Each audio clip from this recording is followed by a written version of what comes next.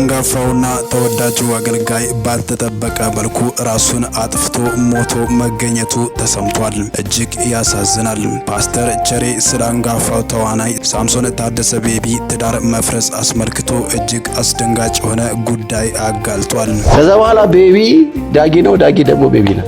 አንዳቸው ያንዳቸው መሆናቸው ይቀራል። ጋብቻ እኮ አንዳቸው ያንዳቸው መሆናቸው ነው የሚያስቀር፣ አንድ ነው የሚያደርጋቸው። ስለዚህ እንደ አርቲስትነቱ እንደ ኪነ ጥበብ ሰው አይደለም። የኪነ ጥበብ ሶስቶኝ ብዙ እንትኖች አሉ በዙሪያሽ እንዳልሽውና ለዛ ተጋላጭነት ያለው ወንድ አይደለም። ቤቱን አክባሪ ነው። የቀድሞ የኦርቶዶክስ ቤተክርስቲያን መምህር የሆነው በጋሻው ደሳለኝ ያጋለጠው ጉድ በርካቶችንም አስደንግጧል። በዚህ ዙሪያ ሰፋ ያሉ መረጃዎችን ይዘናል፣ በዝርዝር የምናስደምጣቸው ይሆናል። የዓለም ቤዛ ጌታ ኢየሱስ ነው። ቤዛዊት ዓለም በምን መስቀል ላይ መሞት አለባት? እሷ አልሞተችም መስቀል ላይ። ይህን ድምፅ በየትኛውም ስፍራ ሆናችሁ የምትሰሙ ሰዎች እናገራለሁ፣ የተነቀነቀ ነገር አለ እዛ ቤት። ተነቅንቋል። ልትደግፈው አትችልም።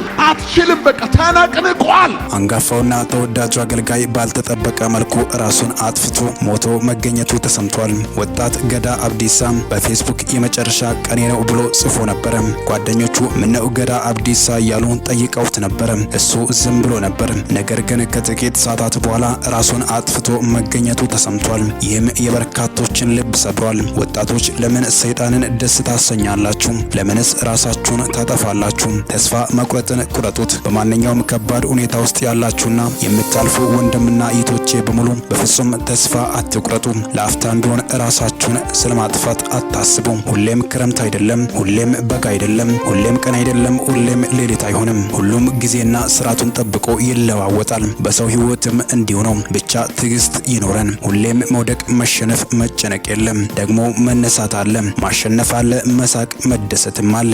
የማይለወጡ የሚመስሉ ነገሮች ሁሉ ይለወጣሉ፣ መልካምም ይሆናሉ። መጽሐፍ ቅዱስ እንደምናገር ለሁሉም ጊዜ አለው። ለማልቀስ ጊዜ አለው፣ ለመሳቅ ጊዜ አለው፣ ዋይ ለማለት ጊዜ አለው፣ ለመዝፈንም ጊዜ አለው። ስለም በመክብብ 3:4 ላይ ይናገራል። ስለዚህ እንጠንቀቅ። ራስን ማጥፋት ማለት እግዚአብሔር በችግራችን ባስጨነቀን በከበደን ተስፋ ባስቆረጠን ነገር ሁሉ ላይ ታምር እንዳይሰራ ለዘላለም መከልከል ወይም እድል መንፈግ ማለት ነው። ይህ ማለት ደግሞ የምድሩንም የሰማዩንም የህይወት በር ለዘላለም ጥርቅም አድርጎ መዝጋት ማለት ነው። ስለዚህ አሁንም እናስተውል። መጽሐፈ ኢዮብ 7:1 ላይ በምድር ላይ የሰው ህይወት ብርቱ ሰልፍ እንደሆነም ይነግረናል። ሁሉም ሰው የችግሩና የመከራው አይነት ይለያይ እንጂ በዚህ ዓለም እስካለን ድረስ የሁሉም ሰው ህይወት ከመከራና ከችግር የጸዳ አይደለም። ሁላችንም የምንወደው የእምነት አባት ዳዊትም በአንደኛ ሳሙኤል ምዕራፍ 20 ቁጥር 3 ላይ በእኔና በሞት መካከል አንድ እርምጃ ቀርቷል ብሎ እስከሚል ድረስ ህይወት ጨልሞበት ነበር። ነገር ግን ሁሉም አልፎ በንግስናና በብዙ ድልና ስኬት ተለውጦ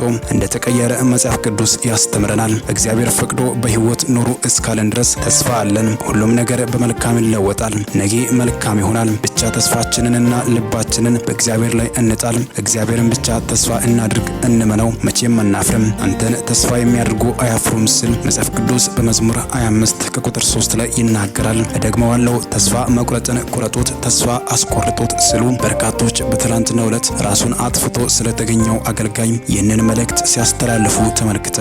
እኛም በሚዲያችን ስም ራሱን አጥፍቶ ሞቶ ለተገኘው ወንድማችን ቤተሰቦችና ወዳጅ ዘመዶቹ ልባዊ መጽናናትን እንመኛለን። የቀድሞ የኦርቶዶክስ ቤተክርስቲያን መምህር የሆነው በጋሻው ደሳለኝ ያጋለጠው መረጃ በርካቶችን አነጋግሯል። ጳጳሱ ትክክል ነው የተናገሩት፣ ቤቱን ስለሚያውቁት ነው መጀመሪያ ተረጋጉ ያሉት። ቤተክርስቲያኒቷ ውስጥ የሚያስደነግጡ ነገሮች ስላሉ ነው አትደንግጡም ያሉት። ይህ ጥሩ ነው። ሰማያዊም መልአክ ወደ ድንግል ማርያም መጥቶ አትፍሬ ያላት እንደዛው ነበረ። ፍርሃትን አርቆ መናገር የመላእክት ባህሪ ነው። ይሁን እንጂ ማርያምን ማን ቤዛ አይደለችም ማለት ማርያም ቤዛ የሆነውን ክርስቶስን ወልዳ ስለሰጠች ቤዛ ትባላለች ይላሉ። ግንበኛን የወለደች እናት ግንበኝት ናት ወይ? እንደዛ አይደለም። ምን ያንሳታል? ሙሴ ቤዛ ከተባለ እነንትና ቤዛ ከተባሉ 9 ወር በማህፀኗ ተሸክማ ቤዛ ለመባል ምን ያንሳታል ይላሉ። ማርያም 9 ወር ኢየሱስ ክርስቶስን በማህፀኗ መሸከሟን ማን ካደ? ይህ እኮ ትልቅ ነገር ነው። በሰው ልጆች ህይወት ውስጥ ከሆነው ነገር ሁሉ ቀዳሚውና ትልቁ ነገር ነው። ማርያም ከሌለች ኢየሱስ የለም። ኢየሱስ ከሌለ ስላሴነት የለም። ስላሴነት ከሌለ ደግሞ እግዚአብሔር የለም። እንደዛ የሚባል ነገር የለም። የዓለም ቤዛ ጌታ ኢየሱስ ክርስቶስ ብቻ ነው። ማርያም ቤዛዊት ዓለም ለመባል መስቀል ላይ መሞት አለባት። ነገር ግን መስቀል ላይ አልሞተችም። ኃጢአት የጠየቀው የመስቀል ሞት ነው። ያንን ደግሞ ኢየሱስ ክርስቶስ ፈጽሞታል ሲል ነው አንጋፋው የቀድሞ የኦርቶዶክስ ቤተክርስቲያን መምህር የሆነው በጋሻው ደሳለኝ ከሰሞኑ በኦርቶዶክስ ቤተክርስቲያን ስለተነሳው ነውጥ ይህንን መልእክት ያስተላለፈው። ጳጳሱ ትክክል ነው የተናገሩት፣ ትክክል ነው። አይታል ቤቱን ስለሚያውቁት እኮ ነው። መጀመሪያ ማረጋጋት አለብህ። የሆነ ነገር ከመናገር በፊት አይዟቸው አሁን ተረጋጉ፣ ደንግጡ ብለህ ነው የምትናገረው። የሚያስደነግጡ ነገሮች ናቸው እነዚህ። አትደንግጡ፣ ተረጋጉ። አንድ ነገር ልናገር ነው። ጥሩ ነው። ሰማያዊው መልአክ እኮ እንደዚህ ነው ወደ ድንግል መጥቶ እኮ አትፍሪ ነው ያለው። ፍርሃትን አርቆ መናገር የመልአክ ባህሪው እና አትደንግጡ። ቤዛ ኢየሱስ ነው ቤዛ ይታለ እንዴ ማን ታዲያ ቤዛ አይደለችም አለ። የሷ ቤዛነትና የሱ ቤዛነት አረ ስለ እግዚአብሔር ማፈር ነው። ለማብራራት ደግሞ ትጀምራለህ። ማፈር ነው ያለብህ የሷ ቤዛነትና የሱ እሺ ምንድነው? አይ ቤዛ የሆነውን እሱን ወልዳ ስለሰጠች። ለዛ ነው ቤዛ የሆነውን ወልዳ ስለሰጠች ነው ቤዛይት የተባለችው። እና ግንበኛን የወለደች እናት ግንበኝት ናት ነው እንዴ? እንደዛ ነው። ምን ያንሳታል? ሙሴ ቤዛ ከተባለ እንትና ቤዛ ከተባለ እሷስ 9 ወር በማህፀኗ ተሸከም እንዴ? ይሄን ማን ካደ? እኮ ትልቅ ነገር ነው። በሰው ልጆች ሕይወት ውስጥ ከሆነው ነገር ሁሉ ቀዳሚውና ትልቁ ነገር ነው ይሄ። አልበቃም ሲልህስ ትጨምረና ታጠጋጋለህ እንዴ? በጌታ በኢየሱስ ማርያም ከሌለች ኢየሱስ የለም። ኢየሱስ ከሌለ ስላሴነት የለም። ስላሴነት ከሌለ እግዚአብሔር የለም። ኖ የዓለም ቤዛ ጌታ ኢየሱስ ነው። ቤዛዊት ዓለም በምን መስቀል ላይ መሞት አለባት? እሷ አልሞተችም። መስቀል ላይ ኃጢአት የጠየቀው ሞት ነው። ለዛውም የመስቀል ሞት ነው። የተረገመውን የእንጨት ሞት ነው የጠየቀው እንጂ ተሸላልሞን ጠግቦ ዝም ብሎ መተኛት እሱን አይደለም የጠየቀው። ኢየሱስ ነው ቤዛ ሲባል ደውል ማንቆርቆሪያው ጣሳ ሁሉ ከተንጫጫ። የሰሞኑ አውሎ ንፋስ ደግሞ እንደዚህ ተብሎ ሲወራ ታዲያ ማን ኢየሱስን ቤዛ አይደለም አለ የሚል ክርክር ይነሳል። ታዲያ ምን እያልክ ነው? ምን ለማለት ፈልገህ ነው? የጎረቤት ሌባ ካልታየ ይሰርቃል፣ ከታየ ይስቃል አለ እና ግርግሩን ምን ፈጠረው? ትርምሱን ምን ፈጠረው? አሜን ሃሌሉያ ብሎ መዝጋት ነው የሚበጀው። ትርምስ ይሄ እኮ ማለት ምን ማለት እንደሆነ ታውቃለህ? የግድ አይናቸውን ያዙና እናሞኛችሁ። እንዴት በመጽሐፍ ቅዱስ ውስጥ አንድ ፍሬ ጥቅስ የማታገኝለትን ነገር ዶክትሪን አርገህ ትከራከርለታለህ? ስለ ክርስቶስ ኢየሱስ ቤዛነት ነው እንጂ መጽሐፍ ቅዱሱ የሚናገረው ስለ እመቤታችን ቤዛነት አያወራም ነው። አንዳንድ እንደዛ እንደ ቃና ዘገሊላው ዮሐንስ 2 አለ አይደለ? ያለ አውዱ ቢፈታም እንደሱ እንኳን አማላይ ለማለት እንደሚጠቀሰው ጥቅስ እንደሱ እንኳን አንድ ቢኖር ማለፊያ ነበር። ዝም ብለህ ለመከራከር አለ አይደለ? አንድ ቤዛዊት የሚል ይህን ድምፅ በየትኛውም ስፍራ ሆናችሁ የምትሰሙ ሰዎች እናገራለሁ። የተነቀነቀ ነገር አለ እዛ ቤት ተነቅንቋል። ልትደግፈው አትችልም። በቃ ተነቅንቋል። እንዲህ ስትለው እዚህ ይወድቃል፣ ይሄን ስናገር ደግሞ ልብህ ይመታል፣ ይመሰክርልሃል። እውነት ነው። ተነቅንቋል። የሆነ ነገር ሰማይ ነቅንቆታል። ሰማይ የነቀነቀውን በትርኢት ልታቆመው አትችልም። በድራማ ልታቆመው አትችልም። ሸማኔ የሰራውን ነጭ ጥበብ ለብሰ በመወዛወዝ አትራክት ልታደርግ አትችልም። ራቆቱን ተሰቅሎ የሚማርክ ጌታ አለ። ኢየሱስ እንጂ ማርያም አትመጣም። እሱም ልብ ወለድ ነው። የዚህ ወንድም የኦዲዮ እናዳምጥና ከዛ በኋላ መልከታዬን እሰጣለሁ። እሺ ይህን መልእክት ለፈረንሳይ ልጆች፣ ለቄራ ልጆች፣ በአዲስ አበባ ዙሪያ ላሉ በአጠቃላይ ለሁሉም ኦርቶዶክስ ወጣቶች እንዲደርስ ይህን መልእክት ሁላችሁም ሪፖርትና ሼር አድርጉልኝ። ከቅርብ ጊዜ ወዲህ አንድ አባት ስሙት የሆነ ከቤተክርስቲያን ያፈነገጠ ትምህርትን እንዲያሰሩ ምክንያት የሆነ ማህበር የትኛው ማህበር ነው? ፍኖተ ጽድቅ የሚባል ማህበር ነው። እናም ኦርቶዶክስ ወጣቶች ከዚህ በኋላ አቅማችንን ማሳየት አለብን። ከዚህ በኋላ ማንም ተነስቶ በቤተ ክርስቲያን እንዳያለግጥ፣ በቤተ ክርስቲያን ላይ እንዳይቀልድ እነዚህ ሰዎች ለሚሰሩ ስህተት በቂ የሆነ ምላሽ ሰጥተን ሌሎች ሰዎች ከስተታቸው እንዲታረሙ ማድረግ አለብን። ከዚህ በኋላ እንዲህ አይነት መልእክት የሚተላለፍ ከሆነ በእነዚህ ሰዎች ላይ እኛ ኦርቶዶክስ ራሳችን የደቡብ ፍርድን እንፈርዳለን። የደቡብ ፍርድ እንግዲህ ቀልድ ነገር አይደለም። ለመንግስት ይሄ ሰውዬ እንዲታሰር አልፈልግም። አብረን አገልግለናል። ፐርሰናሊ የምንተዋወቅ ሰው ነው። ግን የመንግስት አካላት እርምጃ ሊወስዱ ይችላሉ። ምን አይነት እርምጃ? ጠርተው ማስጠንቀቂያ መስጠትና ለዚህ መግለጫ መሰጠት አለበት። እንዲህ አይነት ሰዎች እንደዚህ አይነት ወጠጤዎች ጥቅማቸው የተነካባቸው እንደዚህ አይነት ማነሳሳት የፈረንሳይ ምናምን ድሮ ቂራ የፈረንሳይ ምናምን የሚባል ነበረ። አሁንም ይኑር እነዛ ግሩፖች አላውቅም። እና ከነሱ ጋር ነበረ መሰለኝ አብሮ ሰፈር ሲረብሽ ነበር መሰለኝና አላችሁ ያለ እና ይሄ መንግስት ችላ የሚለው ነገር አይደለም።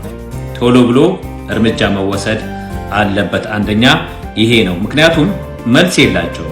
መልስ ስለሌላቸው ስድብ ነው ጠቅላላ መመራን ከላይ እስከታች ስድብና እንደዚህ አይነት ማስፈራራት እና ያንን የመለሱት መጽሐፍ ቅዱሳዊ መልስ የመለሰ እስካሁን ድረስ የለም።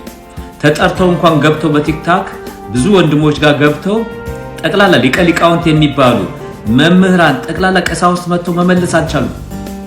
ማርያም የዓለም ቤዛ እንደሆነች ማስረጃ የላቸውም ከታምረ ማርያምና ከገላቶቻቸው ውጭ።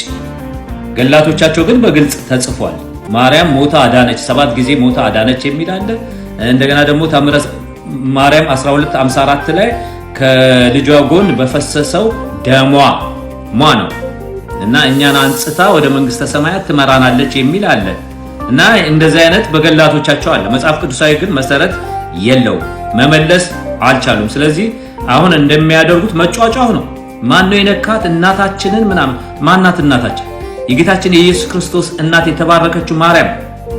የእሷን ካራክተር የማትመስለው በእሷ ስም የምትጠቀመው ይቺ ኤልዛቤል የሆነች ዛር የሆነች ማርያም ሰዎች ክርስቶስን ሲቀበሉ እንደውም ላሰማችሁ እችላለሁ። ሰዎች ክርስቶስን ስትቀበሉ ካችሽኝን ዝክሬን እንደዚህ እያለች በህልም እያስፈራራች ባክስላይድ እንዲያደርጉ የምታደርግ ክርስቶስን እንዳይከተሉ የምታደርግ ይቺ ዛር የሆነችው ማርያም ኢየሱስ ክርስቶስ ሞቶ እንደተነሳ እኔም ተነስቻለሁ፣ በቅድስና እንደተወለደ እኔም ተወልጃለሁ፣ እንዳረገ እኔም አድርጌያለሁ፣ በቀኝ ተቀምጫለሁ፣ እሷ ያማልድም እኔ ያማልዳለሁ፣ እኔ እመጣለሁ፣ ነይ ማርያም እየተባለ የሚዘመርላት ማርያም እሷ ነው እናታችን የምትሉት? ቴክኒካሊ እሷ ጌታ ናት። የኦርቶዶክስ የሴት ጌታ ናት፣ አምላክ ናት፣ ፈጣሪ ናት። የሚያደርጉትን የሚጀምሩትን መርሃ ግብር እሷ ትባርክልን፣ እሷ እያሉ ነው። በእሷ ፍቅር ተቃጥለዋል በዚች ዛር በሆነችው ማርያም። ለዚህ ነው ይሄ ሰውዬ እንደዚህ የሚጮኸው። ግን ፋክቱን ነግረውናል። እኛ ሰውዬ በድጋሚ ላሰማችሁ፣ አጭር 10 ሰከንድ ላሰማችሁ፣ ለምን እንደዚህ እንደሚንጫጩ፣ ለምን እንደዚህ መሰረታቸው ሁሉ እንደተናወጠና እንደተረበሹ። እንጀራቸው ጥቅማቸው ስለተነካ ነው። በማርያም ስም ነው ጥቅማቸው። ወገኖቼ የስዕላት ስግደት አለ፣ አምልኮ አለ፣ ታቦት አለ፣ ሌሎች ብዙ ነገሮች አሉ። ግን ይሄ ዛር የሆነችው ማርያም ከተመታች እነሱ ሁሉ ጠቅላላ ይመታሉ። አሁን አሰማችኋለሁ። በአሁኑ ሰዓት ዛሬ ሚያዝያ 20 ነው። ሊቃውንት 388 ነው። ልክ እንደ ኒቅያ 388 ያሉ ይመስለኛል። ሊቃውንት ተሰብስበው እየመከሩ ነው ያሉት። ይህን ነገር ካላደሱ፣ ይህን ትምህርት አስተካክለው የተሐድሶ አዋጅ ካላወጁ፣ እንዲሁ ከተበተኑ፣ ይህንን ከተመካከሩ በኋላ ለሲኖዶሱ ይቀርባል፣ ሲኖዶሱ አፕሩቭ ያደርገዋል፣ እንደዚህ የሚል ዜና ሰምቻለሁ። እና ወደዛ እርምጃ ካልገቡ የኦርቶዶክስ ባለፈው እንደተናገርኩት እንደ ሰናወር ምድረ በዳ ተጫዋጩሃችሁ ነው የምትበታተኑት። አሁን በግቢያችሁ ውስጥ ረብሻ ይነሳል፣ በቤተ መቅደስ ውስጥ ረብሻ ይነሳል። በአውደ ምሕረት ሲሰብክ ሻራፕ የሚል ድምፅ ትሰማላችሁ። ማስተካከል አለባችሁ። ባለፈው በቪዲዮ ያስገባሁት የእህቶች ድምፅ ያልተሰማውንም እሱንም አሰማችኋለሁኝ። እንዴት እንደተነሳ ህዝቡ እንደተነሳ፣ እኛ ድንጋይ ራስ አይደለንም እናገናዝባለን የሚሉ ተነስተዋል። ኦልሬዲ መጠየቅ ጀምረዋል። ይሄው እየሰማን ጥያቄና መልስ ብለው ቲክታክ ላይ ይገቡ ነበረ። እየገቡ ሲያጣድፏቸው አሁን አቁመዋል፣ አልቻሉትም። ስለዚህ ህዝቡ ተምሯል፣ ነቅቷል። ብትፈጥኑ ይሻላል ብዬ ይህንን ማስጠንቀቂያ እንደነግጣለን። በተለይኛ የቆሎ ተማሪዎች እንደነግጣለን። ምሳ በልተን የምንውለው ራት በልተን የምናድረው የድንግል ማርያምን ስም ጠርተን እኮ ነው። ብፁዕ አባታችን ባይሉ ዘመድ አድርጋ ያስተማረ ነቃ። የሚያስደነግጣቸው ይሄ ነው። በስሟ ምሳ በልተው ይውላሉ፣ ራት በልተው ያድራሉ። ጥቅማችን ተነክቷል። ለዚህ ነው የምንደነግጠው። ፈለገም ጥቅሙ ተነክቷል። በቃ ይሄ ማርያም ከተነካች ማለት ነገር ሁሉ ቀውጢ ነው የሚሆነው። ለዚህ ነው ይሄንን በማርያም ስም የሚደረግ መልስ የሌለው መሰረት የሌለው ማስረጃ የሌለው ትምህርት ሁሉ የተከመረ ትምህርት እንዴት አድርገው ያስተካክሉት? መሰረታቸው ተናውጧል። እና እስኪ በማዕከላቸው የተነሳ አንዳንድ እንትኖችን ላሰማ። እኛ ሰዎች ነን። እኔ አሁን መቅደስ ነኝ። እንደ መቅደስነቴ ግን እኛ ህል ደረስ ድንጋይ አይደለም። የሚወራውን ነገር እሰማለሁ፣ ላገናዝባለሁ። ጥያቄ ሊፈጠርብኝ ይችላል። ግዴታ ከመናፍቅ የሆነ ነገር ሰምቼ ወይ ደግሞ ከሙስሊም የሆነ ነገር ሰምቼ ብቻ አይደለም እኮ የምመጣው። ትንሽ ላነብ እችላለሁ። ጥያቄ ሊፈጠርብኝ ይችላል። ህዝቡ እንደዚህ እያለ ነው። እንደ ድንጋይ እንትን አትጠሩ ነው። እንዳለፈው አይደለም። መጠየቃችሁም ወደ ላይ መተን እናገራችሁም ካህናትን እኛን ፈታለን እናስራለን። አሪዮስ በተወገረ ጊዜ ምንድነው በተገዘተ ጊዜ ሆዱ ፈንድቶ የሌለ ነገር እኮ ቅዱስ አትናቴዎስን እኮ ከስፍራቸው እንዲለቁ የሮም ፖፖችን ላቢ አድርጎ ንጉሱን አስተባብሮ መጥቶ እኮ እንደገና እኮ ከስፍራቸው እንዲለቁ ያደረገ ነው። ቂሳሪያ ሄዶ እኮ በደንብ ሰክሰስፉል ሆኖ ይኖረ ነው። እናንተ ጋር ግን ቤተክርስቲያን ስለገዘተችሁ ሆዱ ፈነዳ የሚል ውሸት ተረት አለ። ስለዚህ ቅዱሳን እናንተ ይሄንን የተከታተላችሁ የጀመርነው ሙቭመንት ቻሌንጅ ቀጥሉ።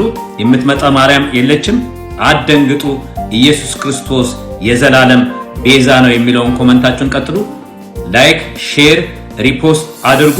ጌታ ኢየሱስ ይባርካችሁ። ኦርቶዶክስ በእኛ ዘመን ስትታደስ እናያለን። እግዚአብሔር እንባችንን ያብሰናል። ባለፈው እንዳልኩት ኦርቶዶክስን ስለምንጠላ ሳይሆን ስለምንወዳችሁ ነው ይሄንን የምናደርገው። በስተት መንገድ ስላላችሁ በስተት ከእግዚአብሔር ቃል ጋር የሚጣረስ በጣም ትምህርታችሁ እንዳለ ወደ 85% ከእግዚአብሔር ቃል ጋር የሚጣረስ ትምህርት ነው ያለው። ይሄንን የሚያስፈልገው መታደስ ነው። በኢትዮጵያውያን ታሪክ ውስጥ ለምንድነው ብለስድ ማን ሆነው ለምንድነው ቋጠሯችን የማይፈታላችሁ? አንዱ ችግራችን በአገር ደረጃ ሆነ በቤተ ክርስቲያን ደረጃ የመሪ ችግር አለብን። የመሪ ችግር መሪ ጋራ የሚኖር ስለማናቅ የሚገባል ሲነገ አቢውስ ተደርጓል። ደግሞ ሰው ወደ መምራት ሲመጣ ሽም ያልበላ ሲሻሪ ቆርጧል ስለሚሉ ሰውየው ማገልገል ሳይሆን ለመብላት ይመጣል። ማንም ሲበላ ያማዋል፣ ሲዘነጥላችሁ ሰው ያማቸዋል። በሱ ሊወራጭ የሚገርም ነገር አለ። ስለዚህ ምድሪቱን ሲመሯት የኖሩ ሰዎች ዘንጣዮች ናቸው የሚባሉ። ስለዚህ እርስ በርስ እንባላለን። ወደ ቸርችም ስንመጣ ይሄ ነው ያለው። ምክንያቱም ቤተክርስቲያን ከዚህ ህብረተሰብ ውስጥ ነው የወጣችው። ከሰማይ መጣ ነው። እኛ ከዚህ ማህበረሰብ ውስጥ ነው የወጣነው። በእግዚአብሔር ቃል አስተሳሰባችን መለወጥ አለበት። አመለካከታችን ካልተለወጠ ወደ ቤተክርስቲያንም ስንመጣ ሲሾም ያልበላ ሲሻር ይቆጫል። ጥቅሱን አንጠቅሰውም እንጂ ፕራክቲካሊ እናደርገዋል።